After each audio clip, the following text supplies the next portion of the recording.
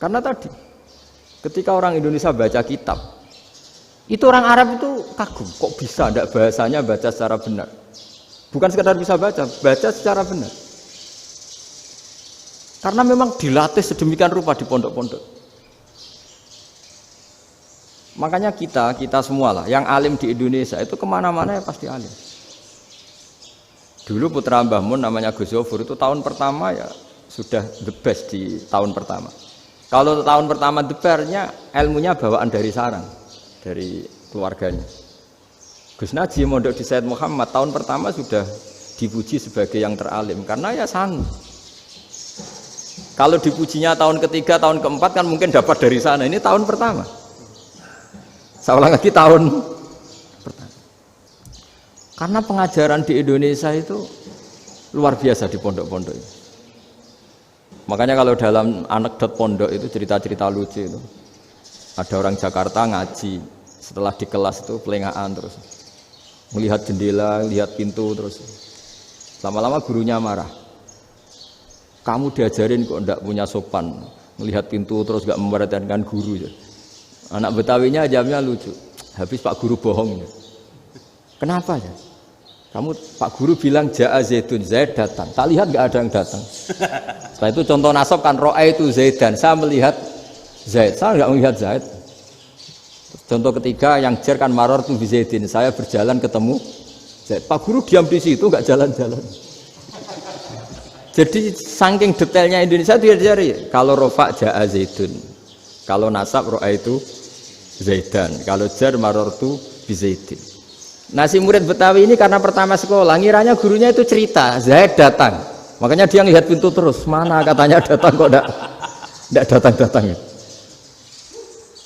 Nah, dengan latihan seperti itu, kemungkinan orang Indonesia salah itu kecil karena memang dilatih betul. Saya ulang lagi karena memang dilatih betul. Sehingga ketika orang Indonesia ini yang cerita seorang wartawan. Ini kisah nyata. Kalau ini tidak anekdot, kisah nyata.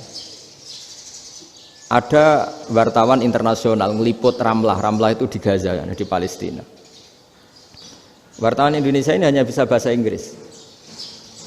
Dijak ngomong bahasa Arab. Terus dia bilang saya tidak bisa. Saya tidak bisa. Saya bisanya ngomong Inggris. Tapi apa yang terjadi setelah sholat? Si Indonesia ini jadi imam pakai sholat jariyah lagi. Baca bismillah benar, bismillahi jar karena mudhof ilaih. Terus ketika iktidal ya benar, Rabbana lakal hamdu mil'us samawati wa mil'ul ardi benar. Ketika tahiyat ya benar, at-tahiyatul mubarakatuh sholawat. Sama orang Arab ini diambungi. Orang Arab kalau senang orang itu dicium. Kamu tawaduk, sebenarnya kamu itu ahli bahasa Arab. Karena orang Indonesia sekali sholat itu nggak ada yang salah. Meskipun benarnya karena hafalan, tapi bagi yang ahli nahwu itu hebat.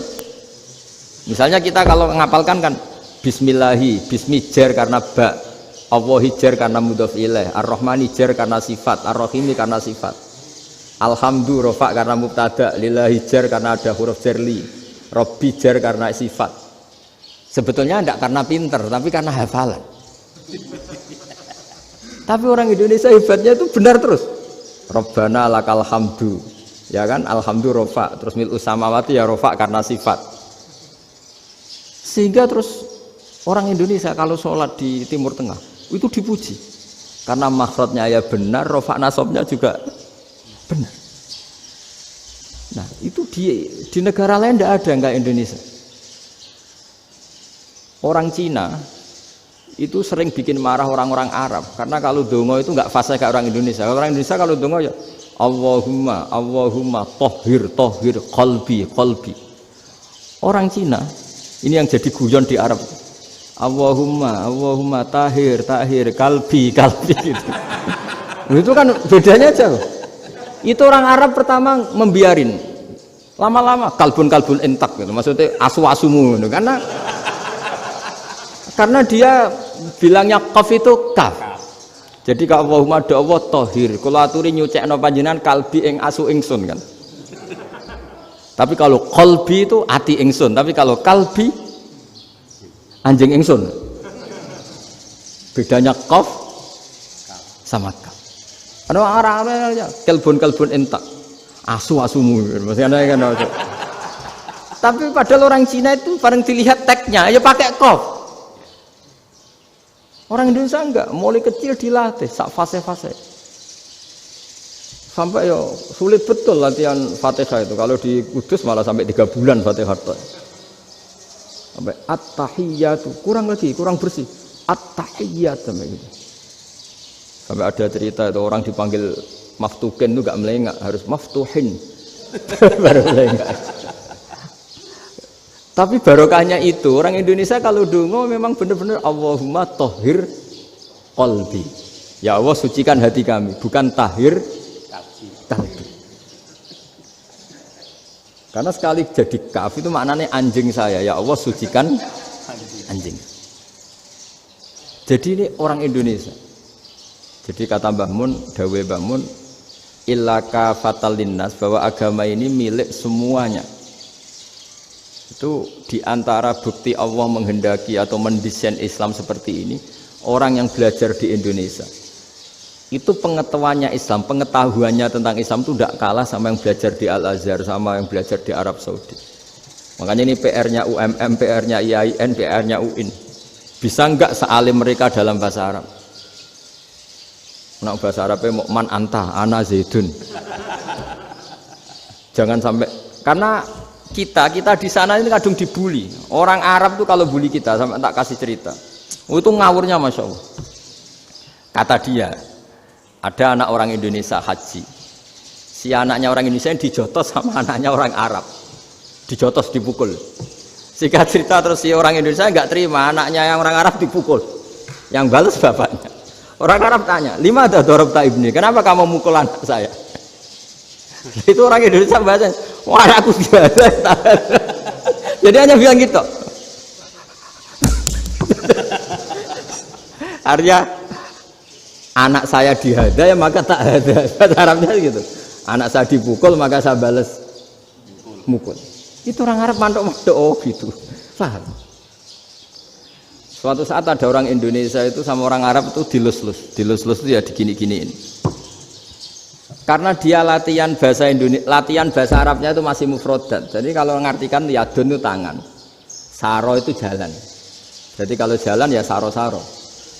Roksun itu kepala, ana itu ingsun. Jadi karena dia nggak ngerti penggunaannya, itu bahasa Arabnya itu yadun anta. Jadi bukan yaduka tapi yadun anta. Berarti tangan kamu. Saro-saro itu jalan-jalan. Ala roksi ana yang atasnya sirah ingsun. Jadi mestinya yang benar kan yaduka saro ala roksi atau gitu. Tapi enggak dipotong-potong. Yadun tangan kan, anta kamu. Berarti tangan kamu. Saro-saro jalan-jalan. Roksun itu sirah, ana ingsun. Jadi di atas kepala saya. Orang Arab tertawa-tawa. Tapi paham? Kalau maksudnya seperti itu. Jadi kita ini dibully di Arab itu Masya Allah. Jadi akhirnya lahirlah ulama-ulama tadi yang saya sebut tadi. Bahkan pernah lama sekali ulama Indonesia itu jadi master di Arab Saudi. Yaitu Senawi Banten. Itu kalau orang sana bilang itu Sayyidu Ulama Il-Hijaz. Top-topnya ulama Mekah Madinah. Padahal beliau orang Indonesia. Dan dimakamkan di Ma'la itu dekat makamnya Sayyidah Khadijah. Karena sangat dihormati. Nah, di antara sebab dihormati adalah ketika orang memahami syahid, maknanya pokoknya maktulal kafir. Syahid itu adalah orang yang kalau perang itu mati di medan perang. Itu Imam Nawawi merinci secara detail. Kalau dia perang supaya tujuannya mati syahid cepat ke surga, berarti dia nuruti hadzun nafsi. Ingin cepat ke surga. Tapi dia lupa bahwa dia dengan terbunuh, pasukan Islam berkurang kekuatan. Maka syarat perang yang benar adalah ya ingin menang. Di mana-mana perang ya ilahi kalimatillah supaya kalimat Allah itu menang, jangan ingin kalah. Soal dia mati takdir, tapi jangan ingin mati. Wah itu terus dikagumi. Ternyata memang, oh iya ya kalau pasukan Islam 10, kafir 10, kita ingin syahid, berarti ya kalau orang ingin syahid kan terus mungkin perangnya ada hati-hati, main ngawur saja terus kalah mati. Sudah. kalon 1 kan, terkurangi 1 kan. Nah kalau semuanya 10 punya niat gitu, nah itu Syekh Nawawi. Syekh Nawawi itu orang yang begitu gampang nerangkan Quran. Bahkan ketika orang Arab kesulitan ngartikan famathaluhu kamathalil kalbi in tahmil alaihi yalhas aw tatrukhu yalhas. Orang Tomak itu ibarat kayak anjing. Anjing itu kamu kasih makan ya tetap melet, menjulur-julurkan lidahnya, kamu ndak ya ndak. Imam Nawawi ditanya, "Ma wajusibbi?" Lalu wajah tasbihnya di mana? Beliau menjawab, "Fit Tomak." Jadi anjing punya 2 sifat yang berlawanan. Di bab ilmu dipuji, nggak ada hewan yang mudah menerima ilmu kayak apa? Anjing. Sehingga Quran mengistilahkan wa ma 'allamtum minal jawarihi mukallibin. Hewan yang mudah diajari itu oleh Quran dibahasakan sudah menganjing. Karena anjing adalah hewan yang paling mudah apa? Diajarin. Itu diakui oleh Quran wa ma 'allamtum minal jawarihi mukallibin. Tapi dia punya sifat yang sangat buruk sekali, yaitu nggak pernah puas. Makanya ketika Bal'am bin Ba'ura, ada tokoh yang kedonyan ya, itu kalau diistilahkan Quran walakinnahu akhlada ilal ardi wattaba'a hawa famathaluhu kamathalil kalbi in tahmil alaihi yalhas aw tatrukhu yalhas. Jadi anjing punya 2 sifat yang berlawanan. Di bab ilmu dipuji karena paling mudah diajarin.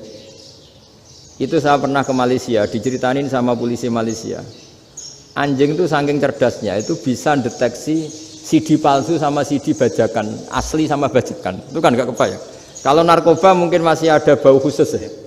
Atau mesiu atau bom masih ada bau khusus. Ini enggak.